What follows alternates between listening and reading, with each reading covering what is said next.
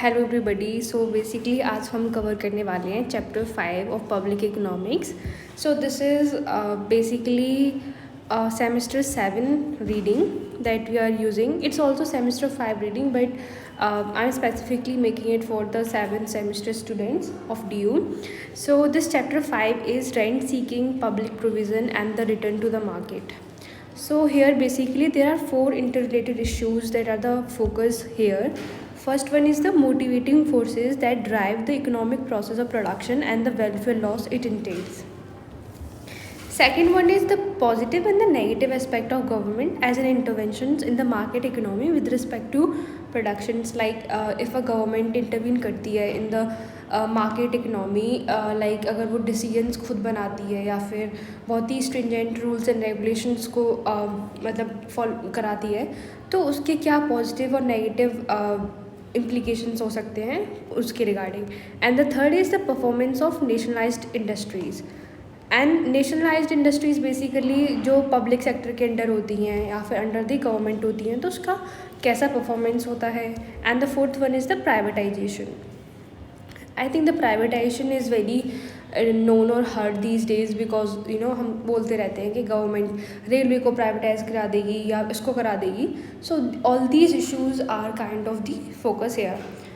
So now we will look at the rent seeking cost and the political process. So basically जो हम problem trigger जो face करते हैं public choices में, public choice क्या है? बेसिकली एक स्कूल ऑफ इकोनॉमिक्स है, एक थॉट है जहाँ पे हम डिफरेंट चीज़ों को पढ़ते हैं. रेंट सीकिंग भी एक चीज़ आती है इसमें, like it's a part of it. And now we will wondering कि रेंट सीकिंग क्या होता है. So what is rent? So basically rent जो है, कोई भी हम एक ओनर ऑफ अ फैक्टर लेते हैं, जैसे कि अगर लेबर है, ठीक है, अगर लेबर अपनी लेबर सर्विसेज को देती है तो ओनर कौन हुआ उस फैक्टर का? जो वर्कर हो गया, लाइक जो लेबर प्रोवाइड करा रहा है वो हो गया. सो what is the rent? So rent is the difference between the supply price and the actual price received by the owner. So for example हम एक एग्जांपल ले सकते हैं कि मेरी एक लैंड है, आई हैव अ लैंड और अपार्टमेंट, मैं उसकी ओनर हूँ एंड हम उसको जैसे कि रेंट पे देते हैं, राइट. तो उसकी एक्चुअल प्राइस कुछ हो गया और हमें जो मिल रहा है उसकी जो डिफरेंस होता है वो हमारा रेंट होता है. It's more like it. And इसको हम समझ सकते हैं with the example of monopoly. जैसे कि हमारा मोनोपोली में मार्केट कॉस्ट जो होता है अपवर्ड स्लोपिंग है यहाँ पे, and this is AR is a demand curve and MR is a it's an MR curve. So हम मोनोपोली में कैसे डिसाइड करते हैं equilibrium output level at the intersection of MR and MC. So equilibrium is determined at a point where MR is equal to MC. So this is the equilibrium output level and this is the price level here, right, for the monopoly, and this is the quantity of monopoly. So यहाँ पे हम देखते हैं कि जैसे कि MC curve क्या है? सप्लाई कर्व है. ये सप्लाई प्राइस बताता है कि इतना जो प्रोड्यूसर है या फर्म है वो चार्ज करेगा मिनिमम, जो उसकी विलिंगनेस टू चार्ज है. एंड यहाँ पे जो हमारा डिमांड कर वो प्राइस बताएगा. तो इसमें जो हम गैप देखते हैं ये हमारा प्रॉफिट हो गया एक तरीके से, क्योंकि this is the price which would be received by the producer. This he want to receive but he actually receives this. So the difference between these prices is the profit of the producer. ये हो गया हमारा profit for this unit. अगर ऐसे ही हम like हमारा QM quantity produce हुआ है तो उसके लिए टोटल प्रॉफिट हमारा ये हो जाएगा शेडेड रीजन. इसी को हम रेंट बोलते हैं. तो रेंट एक तरीके से क्या हो गया, एक इकोनॉमिक प्रॉफिट ही हो गया basically above the normal profit. जैसे हम नॉर्मल प्रॉफिट पे तो हमारा like it's a break even point ना, जहाँ पे हम उतना ही कमाते हैं कि हमारा प्रोडक्शन चलता रहे. लेकिन यहाँ पे हम सुपर नॉर्मल प्रॉफिट कमा रहे हैं, यहाँ कि नॉर्मल से ज़्यादा प्रॉफिट. सो वो हमारा एक तरीके से इकोनॉमिक रेंट होता है. नाउ जो अगर हम लिटरेचर की बात करें तो नियो क्लासिकल इकोनॉमिस्ट जो है इन्होंने लाइक इस पे डिफरेंट एस्टिमेट्स दिए हैं of deadweight loss. So deadweight loss हमने ये देखा भी होगा लाइक इन द पहले अगर हमने ढंग से पढ़ा हो माइक्रो में कि what is deadweight loss. So deadweight loss क्या होता था कि जैसे हमारी ये क्वांटिटी कॉम्पिटिटिव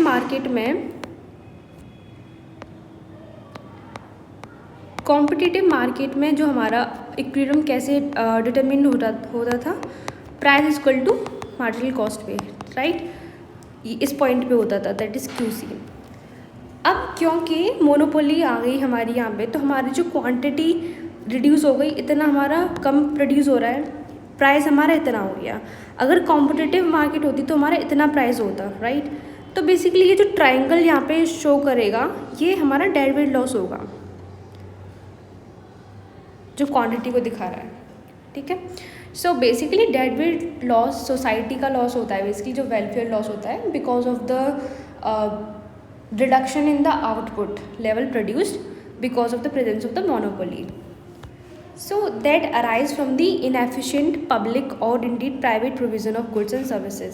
हमने वही बात करी जैसे कि जो कॉम्पिटिटिव इक्विलिब्रियम होता है वो हमारा एफिशिएंट इक्विलिब्रियम होता है। एफिशिएंट क्यों होता है? क्योंकि उस पर price equal to marginal cost पे हमारा इक्विलिब्रियम डिटरमिन होता है। यानी कि जो ऑप्टिमम लेवल होता है, मैक्सिमम लेवल जो प्रोड्यूस हो सकता है, वो हमारा प्रोड्यूस होता है कॉम्पिटिटिव में। लेकिन यहाँ पे मोनोपोली में हमारा आउटपुट कम प्रोड्यूस होता है एंड प्राइस ज़्यादा चार्ज करती है फर्म्स, तो उसकी वजह से एक इनएफिशिएंसी आती है हमारी। सो बेसिकली वो एफिशिएंसी हमारा डेडवेट लॉस क्रिएट करती है इधर।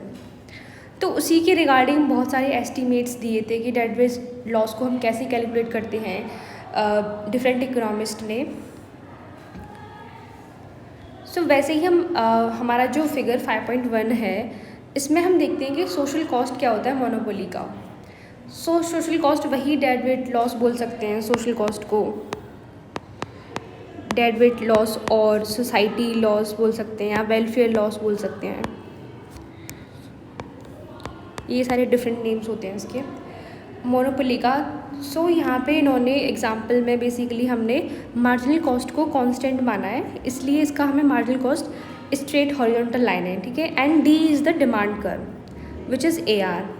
And now we know that E जो हमारा यहाँ पे है, E is the equilibrium in case of competitive market, जहाँ पे price equal to marginal cost होगा and therefore QC would be the equilibrium level of output produced and PC would be the equilibrium level of price in case of a competitive firm.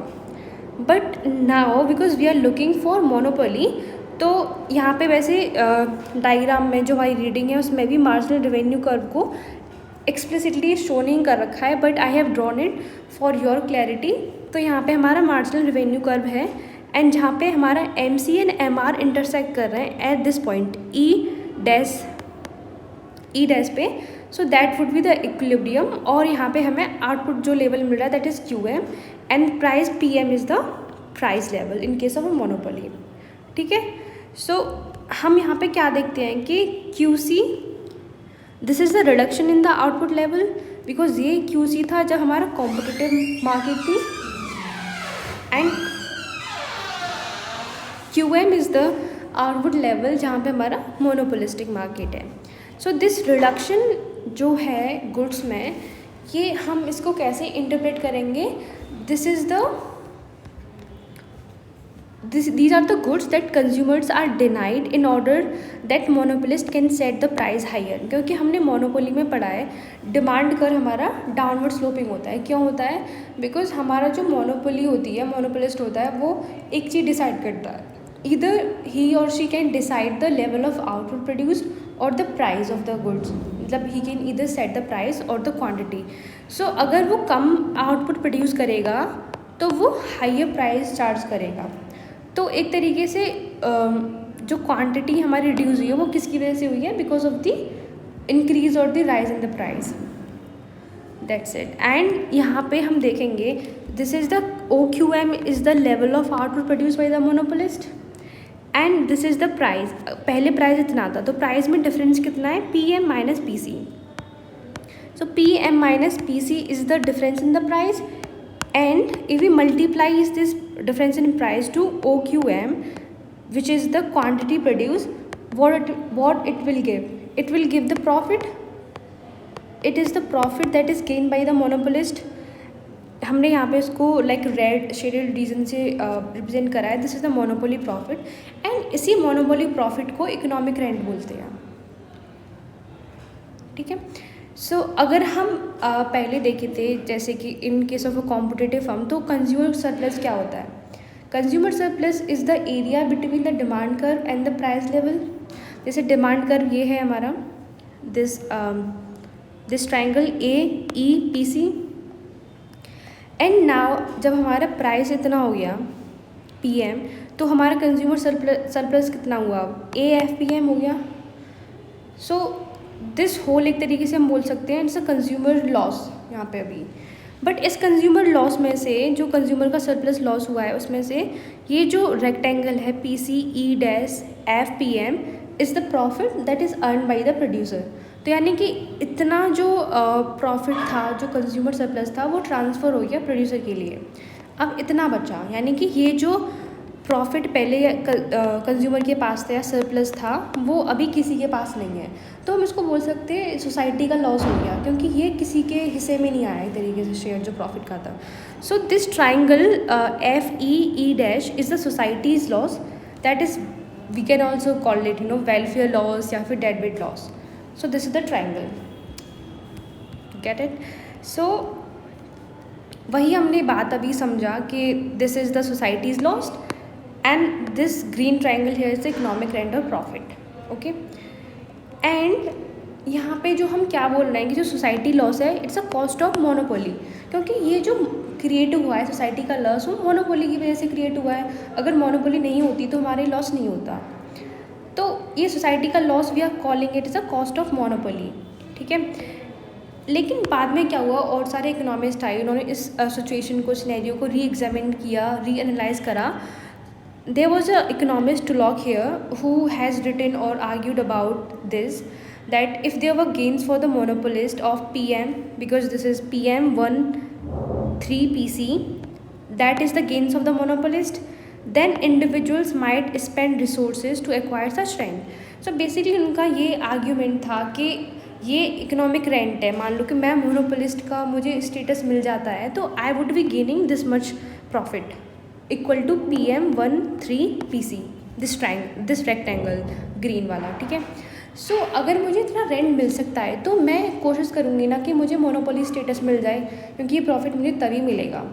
तो उस monopoly profit को लेने के लिए, उस status को लेने के लिए मैं रिसोर्सेज खर्च करने के लिए तैयार हूँ। I am willing to like spend resources on gaining such monopoly status, ठीक है? तो उनका ये आर्ग्यूमेंट था। तो मैक्सिमम कितना अमाउंट में स्पेंड करने के लिए तैयार हूँ, that would be equal to this area only, to the profit which I would be expecting. So basically this is the rent और द प्रॉफिट। इतना मुझे रेंट मिल रहा है इक्वल टू दिस एरिया, तो इतना ही मैं खर्च करने के लिए तैयार हूँ ना, क्योंकि मैक्सिमम इतना कर सकती हूँ मैं जितना मुझे प्रॉफिट मिलेगा। सो this is yes, so this is the maximum that I am convincible, like I am able to spend. So now we would see that the cost of monopoly, हमने अभी पहले क्या पढ़ा था कि जो cost of monopoly है that was equal to society loss और डेडवेट लॉस के बराबर था, वो कॉस्ट ऑफ मोनोपोली था। लेकिन लॉक जो इकोनॉमिस्ट हैं, प्रोफेसर भी हैं, उन्होंने क्या उसको थोड़ा रीडिफाइन करा कि सिर्फ यही कॉस्ट नहीं होगा मोनोपोली का जो डेडवेट लॉस है, बल्कि ये भी तो होगा, जो रेक्टेंगल ये भी होगा हमारा कॉस्ट ऑफ मोनोपोली। क्योंकि प्रोड्यूसर जो है, फर्म जो है, वो मोनोपोली स्टेटस या इस प्रॉफिट को लेने के लिए स्पेंड करने के लिए तैयार है, खर्च करने के लिए तैयार है। तो वो कॉस्ट जो है वो भी इसमें हम ऐड करेंगे to get the total cost of monopoly. So now the total cost of monopoly is not simply this triangle 1 2 3 that was this deadwood loss, but also this trapezoid, that is PM12PC, this whole PM12PC, this would be the cost of monopoly. So now हमने अभी तक जो भी analysis करी वो करी थी जब हमारा मार्जिनल कॉस्ट हमारा क्या था, कांस्टेंट था। So when our marginal cost was constant, what it mean कि हमारा जो मार्जिनल कॉस्ट है इट्स हॉरिजॉन्टल। बट नाउ हम केस देखेंगे जहाँ पे हमारा मार्जिनल कॉस्ट अपवर्ड स्लोपिंग है। Upward sloping in the sense के जो कॉस्ट ऑफ प्रोडक्शन है वो इंक्रीज़ हो रहा है पर यूनिट पे, हमारा कांस्टेंट नहीं है मार्जिनल कॉस्ट ऑफ प्रोडक्शन। तो उस केस में भी हमारी जो एनालिसिस है जो हमने अभी तक पढ़ा वो सिमिलर ही रहेगा, जस्ट दैट कि हमारा आउटपुट लेवल क्या होगा इक्विलिब्रियम पे for the monopoly, it is equal at a point where M R is equal to M C. So which is this 4 point, this that would be the equilibrium that will give the equilibrium level of output QM, and here 1 which is corresponding to PM, it's the equilibrium level of price for monopoly, and 2 is the equilibrium in case of a competitive market, ठीक है, जहाँ पे हमारा MC is equal to P के बराबर है, and that would give a QC level of output and PC level of a price. So similar वही हमारा एनालिसिस जो हमने पहले करी थी, PM1 3 PC would be the what like economic rent होगा, and this would be the deadweight loss here. So now we will look at different aspect of it, like trying to understand it from the political lens, that political process क्या होती है, like why it is responsible, what it do. It basically help to establish the property rights. Property rights हमारे we know that property rights is very necessary in order to like make the economic transaction smooth. अगर मान लो property rights नहीं होंगे तो we don't know who is the owner, कौन लेगा उस property को, उसकी लाइक क्या बोल सकते हैं, वैल्यू नहीं होगी उसकी एक तरीके से। सो इकोनॉमिक एक्टिविटीज़ को रन करने के लिए, चलाने के लिए प्रॉपर्ली हमें वी नीड प्रॉपर्टी राइट्स, जिससे कि जो राइट्स ट्रांसफ़र हो सकते हैं, सेल एंड बाई तभी तो होगा जब उसका कोई एक ओनर होगा, then there would be a buyer, then the selling happens. So that process needs the property rights, you know, like the establishment of property rights, and political process are responsible for it. How they're responsible, like they establish these rights through legislative rules, or by amending the constitutions, or by doing different things, by giving licenses and other changes. And this political process are driven by self-interest. Why is it so? Because these political processes are run by the political officers, and political officers are human beings, and हम जानते हैं like human beings do things for their own interest, like they run by the incentive, and that means like they do work for their own self-interest. So अब इसमें क्या possibilities हैं कि मान लो political groups हैं, they may lobby government for legislative changes और for licenses that would increase their future income और stream. So it's very understandable कि हम एलिगेशंस लगाते रहते हैं कि अडानी को ही क्यों सारे वो मिलते हैं कॉन्ट्रैक्ट्स, और ये वो हो गया कि गवर्नमेंट को वो लॉबी करते हैं, लाइक ये एलिगेशंस लगते रहते हैं. जो बिजनेस टाइकून्स होते हैं कि वो गवर्नमेंट को पैसा देते हैं टू लाइक डिसीजंस को अपने फेवर में लेने के लिए. So that is all come under the lobbying, कि हम गवर्नमेंट को अपने फेवर में लेके अपने अकॉर्डिंग डिसीजंस, लेजिस्लेटिव डिसीजंस बना सकें. सो वो क्यों करेंगे, obviously to increase our future income streams, और फ्यूचर इनकम को बढ़ाने के लिए. So maximum amount that they will pay in such lobbying will be equal to the expected capitalised values of the discounted future income stream. वही हो गया कि हम आज कितना पैसा देने के लिए तैयार हैं लॉबिंग में, उतना जितना कि हमें डिस्काउंटेड रेट पे हमारे जो फ्यूचर इनकम हमको मिल सकती है उसके इक्वल हम देने के लिए तैयार हैं. And that would be equal to our profit PM13PC, जो हम अब तक पढ़ते आ रहे हैं, economic rent. And this would be the transfer of income from consumer to producer. Because हमने देखा था ना कि लाइक अगर हमारा ये मोनोपोली वाला चीज़ नहीं होती, अगर कॉम्पिटिटिव मार्केट होता तो वो हमारा सारा कंज्यूमर सरप्लस के अंदर था, right. Like if we look at it, this is marginal cost, this is AR, this is MR.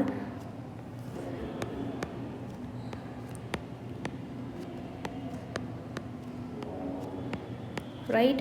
सो हमारा ये पूरा जो है बड़ा वाला ट्राइंगल, ये हमारा कंज्यूमर सरप्लस होता in case of a competitive market. But now because that this is the equilibrium, and हमारा जो ये वाला जो like this is the consumer surplus only. So ये वाला जो एरिया पहले कंज्यूमर सरप्लस में था अब नहीं है. So this is the transfer of income from consumer to the producer. But the producer is prepared to pay as much as PM13PC to effect this transfer.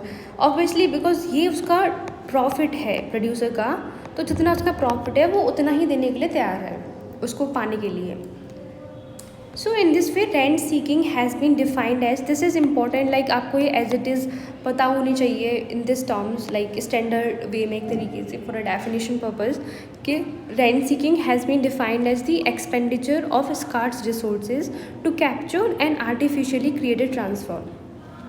What it mean is that कि वही जैसे कि हमें scars resource को लेने के लिए, capture करने के लिए, उनके इस प्रॉफिट को लेने के लिए जो हमें एक्सपेंडिचर करना पड़ेगा, वही हमारा रेंट सीकिंग होता है. बेसिकली रेंट को सीक करने के लिए जो भी हमारा खर्चा होता है, that comes under this rent seeking process. So now quickly we'll look at the POS 1975. Like this is the paper which identified the conditions in which the cost of rent seeking would be entire PM13PC. Like cost of renting मतलब इसके बराबर ही होगा. We look at PM13PC. तो basically जो अभी तक हम पढ़ते आ रहे थे, रेंट इकोनॉमिक प्रॉफिट ये होगा एंड यही कॉस्ट होगा रेंट सीकिंग का. तो उसके लिए कुछ कंडीशंस फुलफिल्ड होनी चाहिए, तभी हमारा ये ट्रू होगा. सो फर्स्ट कंडीशन है हमारा कि मोनोपोली को ऑब्टेन करना is itself a competitive activity. इसको हम ऐसे समझ सकते हैं कि मान लो कि मैं एक बिडर हूँ, लाइक मैं मोनोपोली स्टेटस लेना चाहती हूँ, ठीक है. तो मैं लेना चाहती हूँ, लेकिन मेरी ऐसी भी बहुत सारी फर्म्स होंगी जो मोनोपोली स्टेटस लेना चाहती होंगी क्योंकि उनको प्रॉफिट मिलेगा. तो बेशक मोनोपोली स्टेटस मुझे मिल रहा है या फिर किसी को मिले, लेकिन उसको लेने का जो एक तरीके से प्रोसेस है वो कॉम्पिटिटिव होगा क्योंकि बहुत सारी फर्म्स होंगी जो मोनोपोली का स्टेटस लेना चाहती होंगी. तो जो लेने की प्रोसेस है वो itself it would be a competitive activity. First the condition is this, and the second one is long run supply of all inputs used in rent seeking is perfectly elastic. It means that perfectly elastic का मतलब क्या होता है कि बहुत ही minute सा, बहुत ही small change in price would be enough to change the quantity in a large term. Like what is elasticity? It is the percentage change in quantity to the percentage change in price. So if our this supply of all inputs that is used in rent seeking is perfectly elastic, means कि our curve, first of all the supply curve would be like horizontal. What it mean is that कि हम छोटा सा price अगर increase करते हैं तो हमारी क्वांटिटी जो सप्लाइड है उन इनपुट्स की वो बिल्कुल नेग्लिजिबल हो जाएंगी, जीरो के इक्वल हो जाएंगी. So that shows the perfectly elastic nature of the long run supply of all inputs. The third condition is the rent seeking itself creates no externalities. Like you just learn all these 5 conditions as it is. Like rent seeking itself creates no externalities. Externalities हमें पता है, like it's of a 2 type, positive, negative. हमने पढ़ा होगा pollution वाला कि एक factory है वो like it creates pollution, so it is creating negative externalities and other different positive externalities in other different examples. So यहाँ पे ऐसा कोई भी एक्सटर्नलिटीज़ नहीं है रेंट सीकिंग में. And the fourth one is the monopoly privilege is granted for 1 period only. मतलब ऐसा नहीं होगा कि हमने एक बार मोनोपोली स्टेटस ले लिया तो हमेशा हमारे पास ही रहेगा. It's not like it is for ever. एक पीरियड के लिए होता है. आफ्टर दैट पीरियड हमें दोबारा से बिडिंग करनी पड़ेगी, हमें दोबारा से मोनोपोली स्टेटस को लेना पड़ेगा. So fourth is this, and the fifth one is individual rent seekers are risk neutral. मतलब रिस्क न्यूट्रल यही है कि हमने we have study this, like there are 3 kind of individuals. One is risk lover, one is risk averse and the risk neutral. So here risk neutral मतलब जो हमारे expected utility है वो हमारी एवरेज के बराबर ही होगी इन द मैथमेटिकल टर्म्स. मतलब हमें ऐसा कुछ फ़र्क नहीं पड़ता. वी आर नॉट लाइक कि हम बहुत ज़्यादा रिस्क लेंगे, ना ही हम बहुत ज़्यादा रिस्क एवर्स हैं. We are risk neutral. So now we will look at rent seeking from the in a scenario of producers and consumers. Here what it means is that scenario is like कि हमारे producer है, producer is trying to lobby a government for a price increase. PC हमारा competitive price है and P है हमारा monopoly वाला price है, ठीक है. तो प्रोड्यूसर क्या कोशिश करेगा लाइक लॉबी करने की कि उस प्राइस इंक्रीज़ हो जाए पीसी से पीएम। ऑब्वियसली हमने अभी पढ़ा था प्राइस इंक्रीज़ होगा फ्रॉम पीसी टू पीएम, उसको इकोनॉमिक रेंट मिलेगा, प्रॉफिट मिलेगा and all. While at the same time जो कंज्यूमर होगा, consumer will try to lobby to keep the price at PC. Obviously क्योंकि उसका कंज्यूमर सरप्लस कम होगा, उसको लॉस होगा कंज्यूमर को, तो वो प्राइस को पीसी पर ही रखना चाहता है। सो बोथ आर लॉबिंग, ठीक है। यहाँ पे तो यहाँ पे हम बेसिकली क्यों पढ़ रहे हैं इसको, what we trying to find out, we trying to show कि जो एक्सपेंडिचर होगा रेंट सीकिंग में, रेंट सीकिंग वही कि हम रेंट को लेने वाला, यानी कि जो रेंट को हम इकोनॉमिक रेंट को या प्रॉफिट को जो लेने की प्रोसेस है, जो हम लेना चाहते हैं, उस पर खर्चा ज़्यादा हो जाएगा एज़ कम्पेयर टू जो हमें रेंट मिलने वाला है। मान लो कि हमें 100 का रेंट हमें मिलेगा, लेकिन उसको सीक करने में या उसको लेने में हमारा खर्चा 200 रुपये का हो रहा है एक्सपेंडिचर। तो यानी कि जो कॉस्ट है हमारा रेंट सीकिंग का, it's more than it's value itself. तो हम उस चीज़ को यहाँ पे प्रूफ कर रहे हैं, देख रहे हैं इस केस में। Got it? सो यहाँ पे क्या है कि yes, look at this figure. तो वही कि हमारा हॉरिजॉन्टल एक्सिस पे क्वांटिटी है एंड वर्टिकल पे प्राइस है, and MC here is constant, so we draw it a horizontal line and D is the demand curve. ये तो अभी तक I get, you will get it कि QC is the competitive level of output, PC is the competitive price level जो determined हुआ है at the intersection of this price और demand curve and MC, and here we haven't shown the MR curve, लेकिन MR curve हमारा basically MC से यहाँ से पास हो रहा होगा from 6, so that gave our QM level of output in case of a monopoly, and PM is the monopoly price level which is corresponding to 0.4, ठीक है। सो बेसिकली हमने ये देखा कि producer trying to which is to lobby a regulatory agency to allow price increase from PC to PM, यानी कि producer PC से PM तक प्राइस को इंक्रीज़ करना चाहता है, but consumer want to keep it to PC। तो क्या होगा, मतलब जब दोनों फोर्सेस एक तरीके से डिफरेंट डायरेक्शंस में काम कर रहे हैं, एक प्रोड्यूसर तो बढ़ाना चाहता है, कंज्यूमर उतना ही रखना चाहता है, तो हम ऑन एन एवरेज हम क्या एक्सपेक्ट करेंगे कि प्राइस हमारा P1 होगा। P1 क्या होगा? P1 is nothing but the average of PM and PC, ठीक है। So it is somewhere P1, तो हम एक्सपेक्ट कर सकते हैं कि प्राइस समवेयर हमारा इन दोनों के बीच में होगा P1, ठीक है। एंड उसके करस्पॉन्डिंग हमारी जो डिमांड है और quantity produced is output level is Q1 corresponding to 0.1। Now we will see कि प्रोड्यूसर एट मैक्सिमम कितना स्पेंड करेगा, मतलब प्राइस को इंक्रीज़ करने में। सो प्रोड्यूसर का प्रॉफिट क्या है यहाँ पे अभी? So PC, now the price is P1, तो उसका जो डिफरेंस है प्राइस में that is P1 minus PC, उसको मल्टीप्लाई करेंगे जो आउटपुट लेवल प्रोड्यूस हुआ है, this is the output level produced OQ1। So this triangle P1 13 PC is the producer का profit, this one, this whole, okay. And so ये उसका profit है, तो this would be the maximum amount जो producer willingly spend करना चाहेगा, ठीक है। एंड फॉर द कंज्यूमर का जो बेसिकली मैक्सिमम जो विलिंगनेस होगी स्पेंड करने की, that would be equal to P1 1 to PC, that is this trapezoid, like P1 1 2 to PC, like this whole area। And why is it so? You can see कि ये तो उसका loss है, consumer का loss हो गया, जितना मतलब बेसिकली जो प्रोड्यूसर का प्रॉफिट है वही कहाँ से ट्रांसफ़र हुआ है, वो कंज्यूमर के गेन में से ट्रांसफ़र हुआ है, तो ये लॉस हो गया एक तो कंज्यूमर का, ये हमारा सोसाइटी का लॉस हमने पहले पढ़ा था, वी डेड विद लॉस, ठीक है। तो कंज्यूमर का और इन जनरल सोसाइटी का जो टोटल लॉस होगा वो इतना ही होगा ना, P1 1 to PC के बराबर। सो हम लेके चल रहे हैं कि this would be the maximum amount जो कंज्यूमर है हमारा वो स्पेंड करना चाहेगा, कि प्राइस हमारा PC पर ही रहे, ठीक है।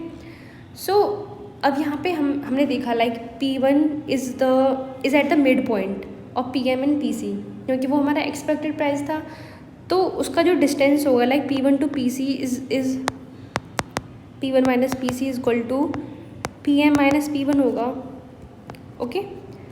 सो बेसिकली तो हम बोल सकते हैं कि ये दोनों जो रेक्टेंगल होंगे PM51P1 एंड P113PC, ये दोनों इक्वल होंगे इन एरिया, ठीक है। तो इसको देखो, लाइक अगर आप ये होता P112PC, इसको हम कैसे ब्रेक डाउन करके ले सकते हैं, P113PC प्लस ट्राइंगल 123, इसको पूरे को हम ऐसे लिख सकते हैं रेक्टेंगल और ट्राइंगल में। एंड नाउ बिकॉज P1 हमारा P113PC PM51P1 के इक्वल है, तो हम इसकी जगह हम क्या लिख सकते हैं, PM51P1 राइट प्लस ट्राइंगल 123, ठीक है। सो नाउ जो टोटल हमारा एक्सपेंडिचर हो जाएगा हमारा, वो क्या होगा, कंज्यूमर का प्लस प्रोड्यूसर का। तो टोटल एक्सपेंडिचर वुड बी, ये वही है जो हमने भी पढ़ा, total expenditure would be consumers plus producers, that is PC P112 PC13 and since PC13 is equal to PM51 जो हमने भी देखा, like these two are equal, so उसको हम इसके इक्वल लिख सकते हैं। तो जो टोटल हमारा एरिया क्या आ जाएगा हमारा, that would B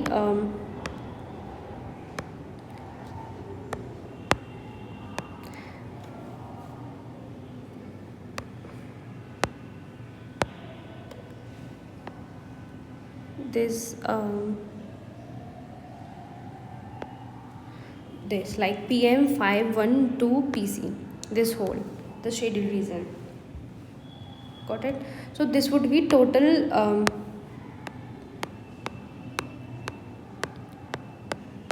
this would be the total expenditure. So this would be total expenditure and the value of transfer would be equal to जो प्रोड्यूसर का प्रॉफिट है वो, क्योंकि ये वैल्यू कंज्यूमर से प्रोड्यूसर को ट्रांसफ़र हुई है।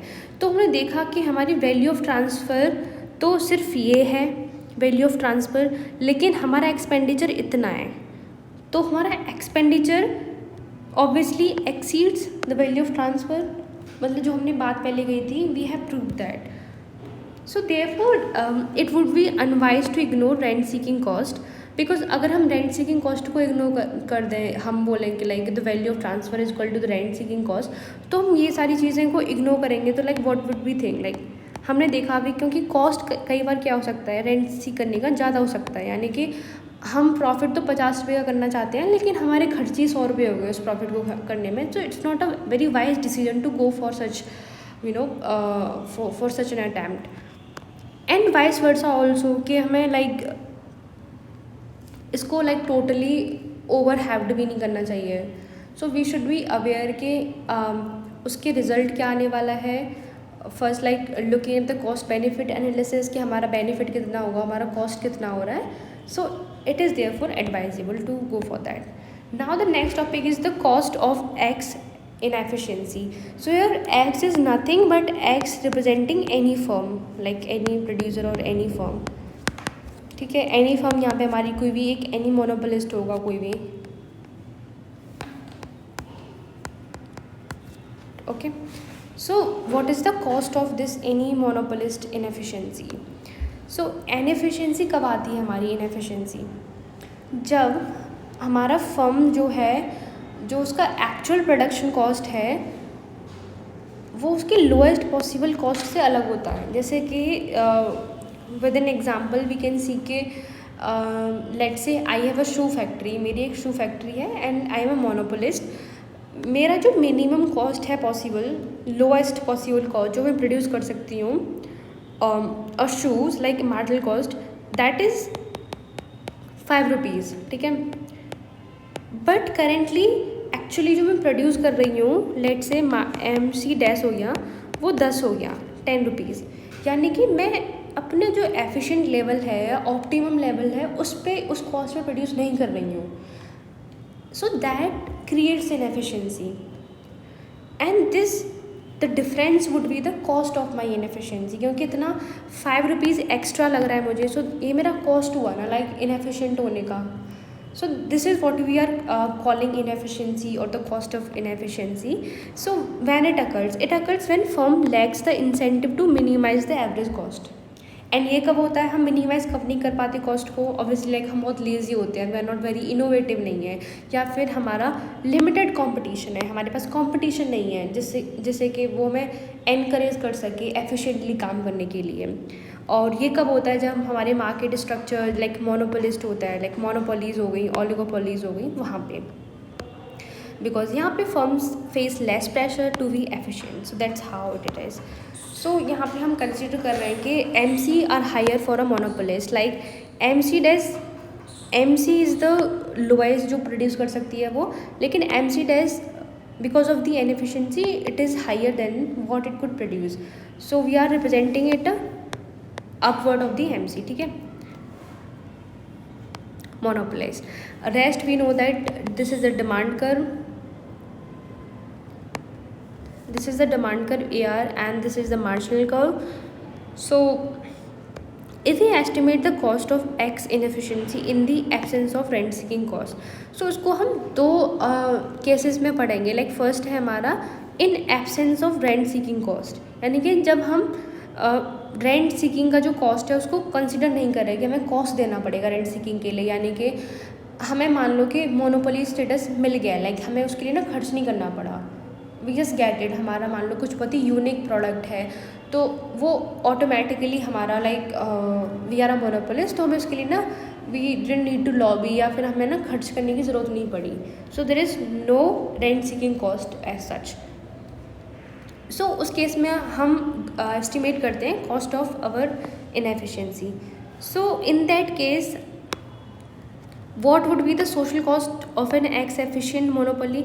मान लो अगर एफिशिएंट मोनोपोली होती तो MC क्या है, हमारी एफिशिएंट मोनोपोली का वो है मार्जिनल कॉस्ट, ठीक है, एफिशिएंट मोनोपोली के लिए।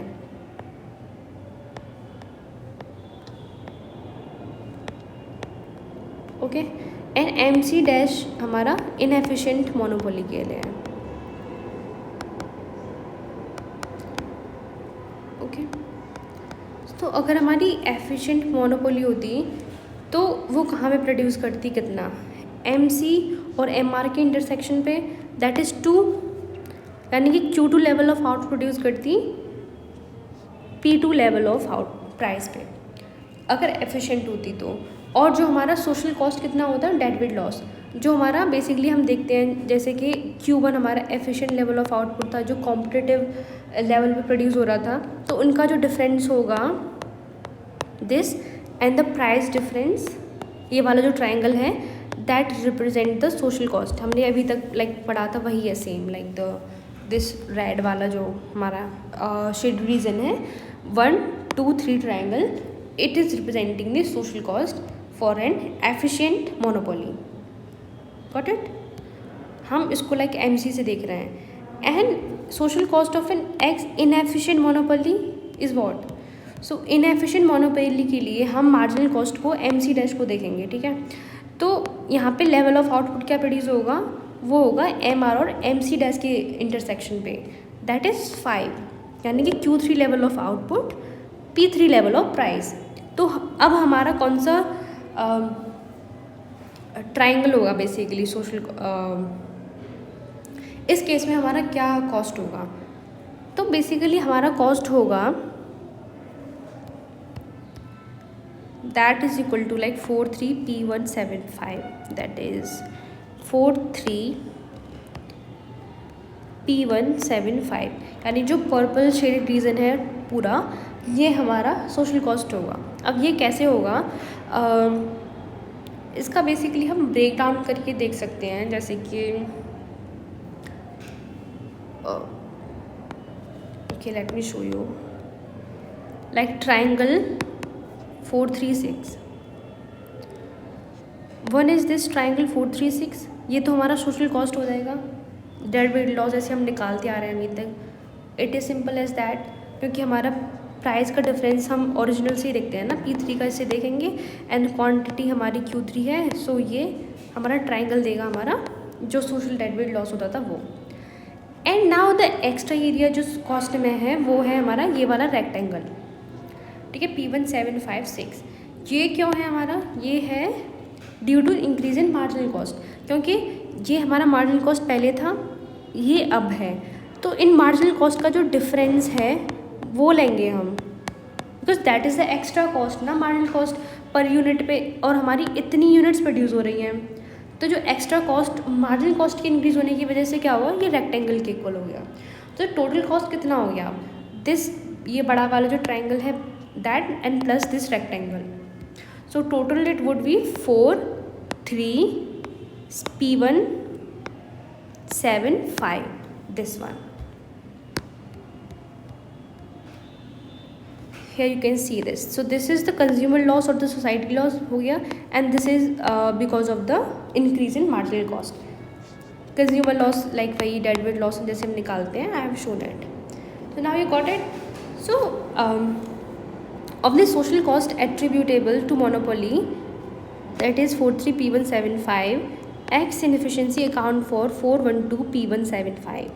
43P175 P175 is that monopoly की वजह से, and inefficiency account for 412 P175, यानी कि मतलब ये तो हमारा जिससे जो रेड ट्रायंगल था 1 2 3 ये तो पहले से भी था, लाइक एफिशिएंट में भी था, लेकिन जो एक्स्ट्रा हुआ है हमारा बिकॉज ऑफ इनएफिशिएंसी वो ये वाला एरिया बचा ना, सिर्फ जो पर्पल में है लाइक 412 P175, तो ये हमारा एक्स्ट्रा हो गया cost because of the inefficiency. यही है जो हम यहाँ पे भी like what we have written was efficient as well. So I hope like it's making sense.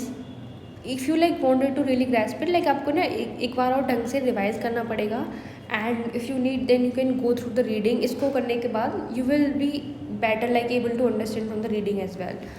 Now in case of presence of a rent seeking, अभी हमने केस देखा जहाँ पे रेंट सीकिंग का कॉस्ट नहीं था, अब यहाँ पे इन case of presence of rent seeking का कॉस्ट है हमारा, तो उस केस में क्या होगा कि like social cost for an efficient monopoly is, उसके लिए हम MC पर ही देखेंगे, राइट, ठीक है, तो that is equal to 1 3 P1 P2, this whole like P1,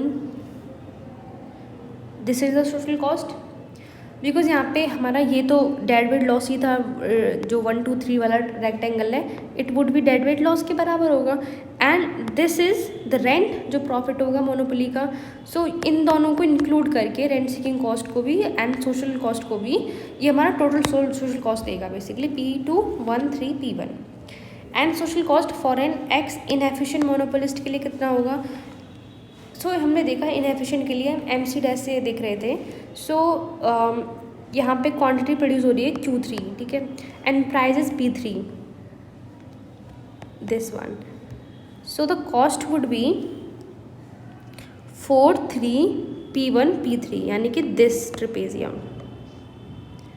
so obviously like this, ये बिग वाला ट्राइंगल तो 4 3C is a dead weight loss, and this is now the new economic profit और the rent that the monopolist is earning, this rectangle, ठीक है, and total would be this. So now the social cost attributable to monopoly,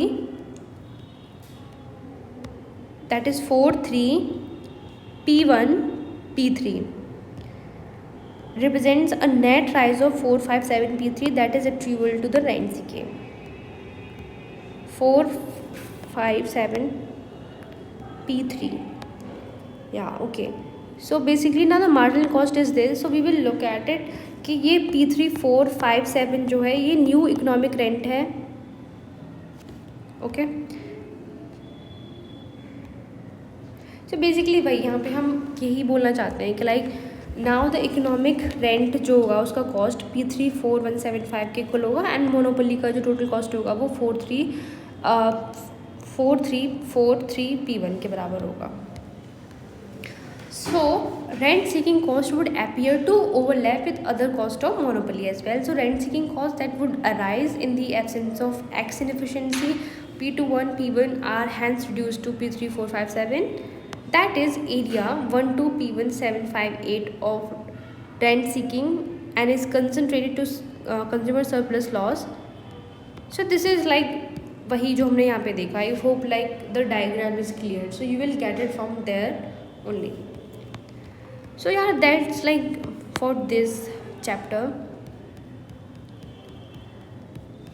Like the video if you got it, like anything, and please do subscribe the channel for more such informative videos, and I will see you in next video. Thank you, bye bye.